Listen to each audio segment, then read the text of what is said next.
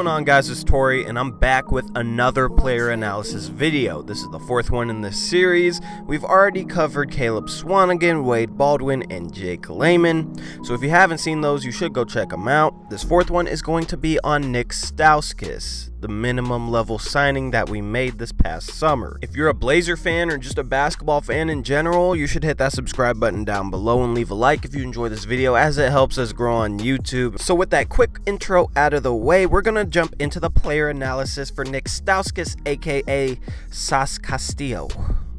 I don't know where that nickname comes from. So Nik Stauskas has had a disappointing career after being drafted 8th in 2014 by the Sacramento Kings. He's played 4 seasons for bad organizations in Sacramento, Philadelphia, and Brooklyn.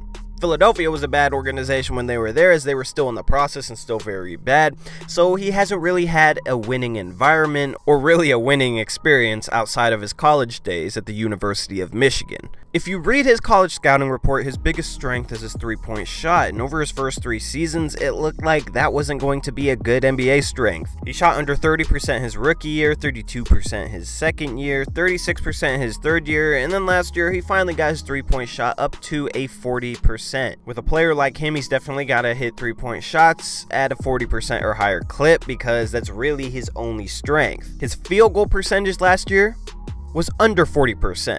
So his field goal percentage was lower than his three-point percentage, and that just reflects how poor he is as a finisher. He's not really much of a mid-range shooter, so he's not JJ Redick, where he's steadily coming off of screens in the mid-range and knocking down those shots. And it's always bad when you got a guy that can't shoot 40% from the field, and it's always weird seeing a field goal percentage that's lower than a player's three-point percentage. Coming into the NBA draft, he was labeled as somewhat of a playmaker, a guy that could handle the ball a little bit, run pick and roll, make plays for others, but he hasn't really flashed those skills so far in the NBA. My belief is his lack of athleticism for a guard is holding him back in that area, because he definitely has some skills and you can see them, but bigger, stronger, faster players, they're a lot harder to get by. And if you don't have solid quickness or solid athleticism, then you're going to struggle to bring certain parts of your game that was present in the college level to the NBA, such as driving the lane, finishing, creating plays for others, running pick and roll. So those skills haven't translated to the NBA, and I think his lack of athleticism is the reason why. His lack of athleticism also kills him on the defensive end. I use basketballreference.com for my stats, and there's a little advanced stat that I like to use called box plus minus, and it's split into offensive box plus minus and defensive box plus minus. Offensive is a little more steady of a stat. It's a little better, it's a little more reflective than defensive box plus minus, of course, because defense, you don't really have the same stats to quantify it, but it's still a pretty good measuring tool to see how good or bad a player is at a certain end and whether they're improving or regressing. So to provide some perspective, a couple years ago, Damian Lillard and CJ McCollum had a negative 2-point-something defensive box plus minus. Next year, they both improved, and you could see it with the eye test, and the defensive box plus minus reflected that.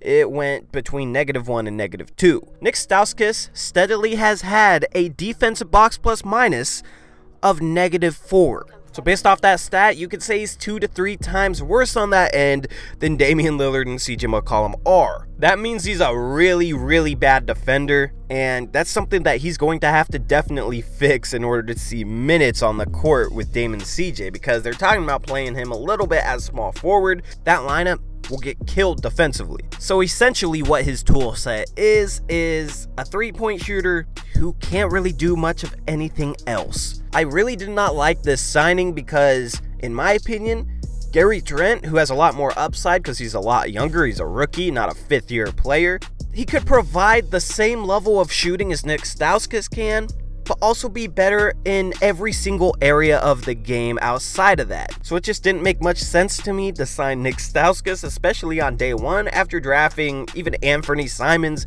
and Gary Trent, because honestly, I have as much confidence in Simons producing his rookie year as I do in Nik Stauskas. And Simons is a 4-year project who you're looking at maybe providing help down the road. But I do have to admit, one of Olshay's skills is finding guys like this and maximizing them, guys that are kind of flying under the radar, who who were solid players in college but have kind of fizzled out in the NBA, and he has a knack to be able to revive these guys' careers.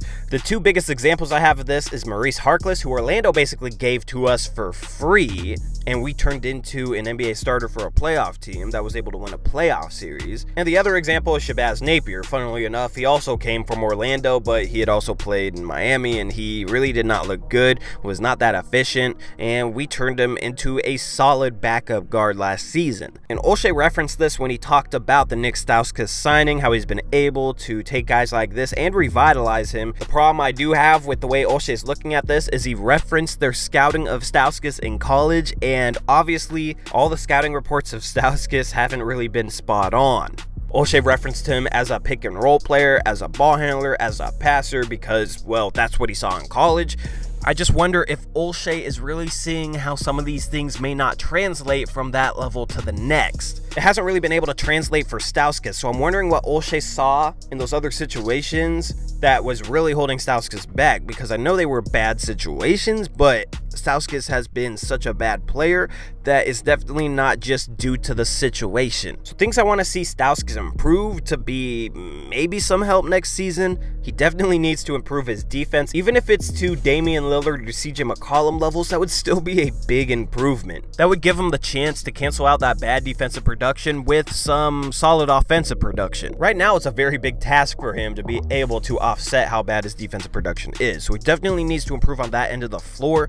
He's not the quickest laterally, so he definitely has to get smarter. He definitely has to get better at reading angles defensively and being able to recover, and team defense as well. And just, there's a bunch of different aspects to defense outside of athleticism that I think he could improve on. His three-point shot needs to stay above 40%. If it could get to 45, then that would be huge. If you could have a guy like that knocking down shots, and if he was able to improve every other part of the game so that he wasn't really killing you in any other area, then he could be of some help. I do want to see him running pick and roll just to see what Olshey sees in him. Even if he ends up failing, I definitely want to see this experiment in preseason. That's pretty much what preseason is for, so I definitely want to see them try him out in different type of roles. And then he needs to get better at finishing and shooting from the mid-range, because with a guy like JJ Redick, he's not a great defender, but of course he's a great three-point shooter, and he's also able to kill guys with a one-dribble pull-up, much like Allen Crabbe would, you know, pump fake the three-point line, take one dribble in and pull that shot. And JJ Redick is also very good running around screens, and from the footage I've seen of Stauskas, he doesn't really do that too much. But I really want to see more player movement out of Portland's offense, so that would involve guys running curls around screens at the elbow,